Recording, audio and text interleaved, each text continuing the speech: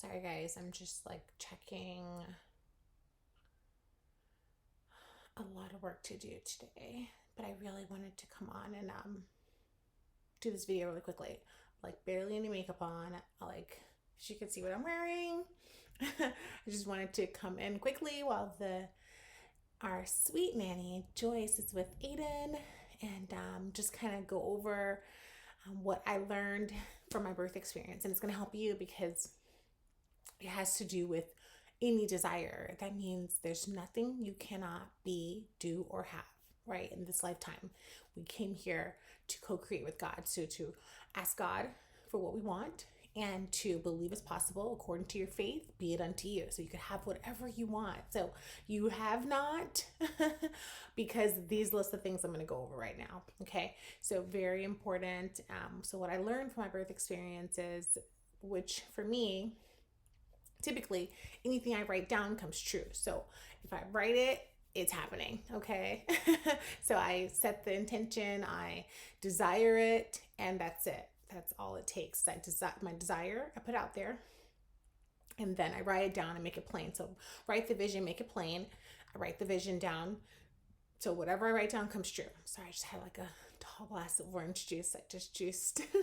so so write it down, make it plain, and then I that means I put it out there. Then I have to let it go. So you have to detach from outcome. So this is the key to getting all of your desires or aligning with all your desires that you ask God for. Okay. So if you still look in all your aspects of life, if you're still lacking, there's still things you want to work on, there's still things that you're still asking God, waiting on God, and it's been quite some time. Okay. So this is how you align with what you're asking God for.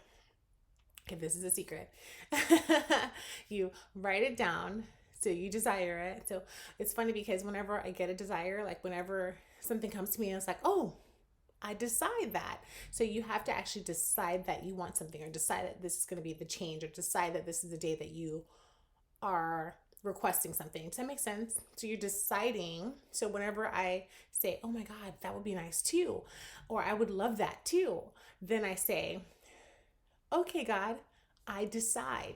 So there's something very like pivotal and like transformational when you actually decide that you want something, or decide that you're going to be abundant, or decide that you want to, or you decide that you're going to have this, or you're lining up with this desire, whatever the desire is. Once you decide, because a lot of people, you talk to them, they're like, oh, it'd be nice if I had, or it'd be so cool if, oh, it's so nice to see that person with, or if it's not nice, some people, some people aren't as happy for others, but nice or not, nice or naughty, since we're in holiday time, but nice or not, you know, just seeing what other people have and kind of like, getting excited about other people's, what they have, their blessings, and saying what it would be nice to have, but you never decided that that's what you wanted, that's what you're going to have. So the day I find out that I want something, or that I'm asking God for something,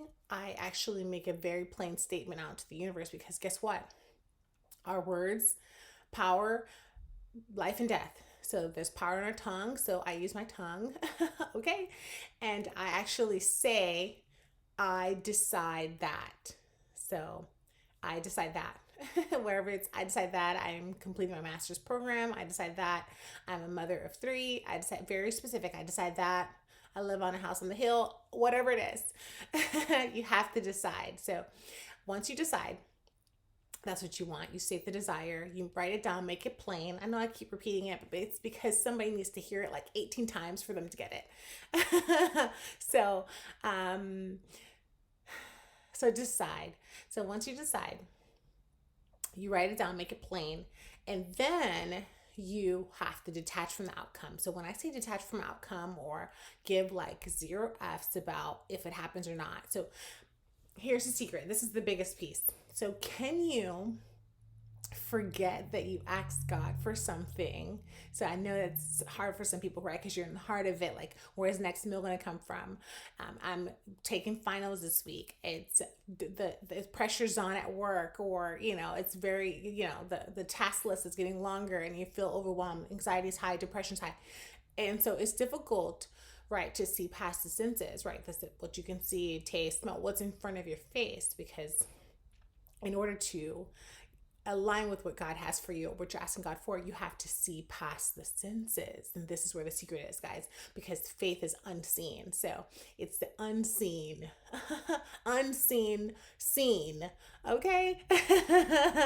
So the unseen is seen, and that's where the magic happens. Okay. So, and then there's another caveat to that, but when you can see past your senses, detach from the outcome, meaning that you totally let go of the outcome. You let go of if it's going to happen or not. You forget you even asked God for anything. Can you forget that you requested this thing?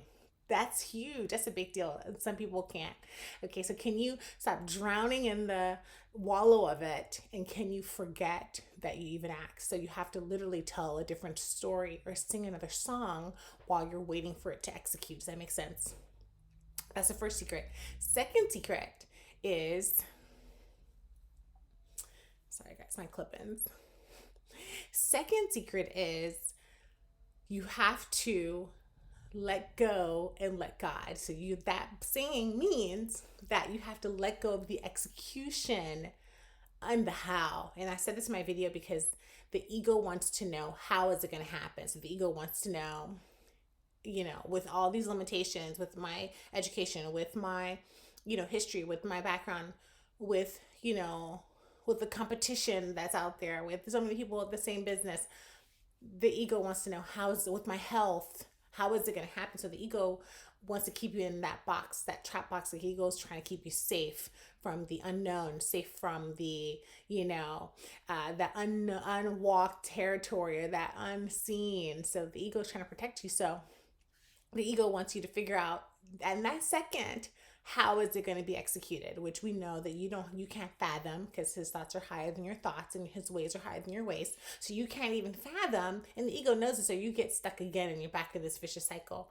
So you literally have to relinquish the control of trying to execute. And that's what the art of allowing is. Okay, that's what the art of allowing is.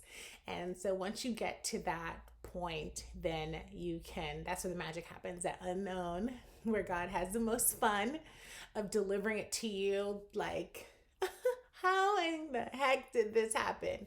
You ever have those times where you're like, okay, only God made that happen, because how in the heck else did that happen? You ever have those moments? Well, that's where he has the most fun. So that's what I want to leave with you. Hear me.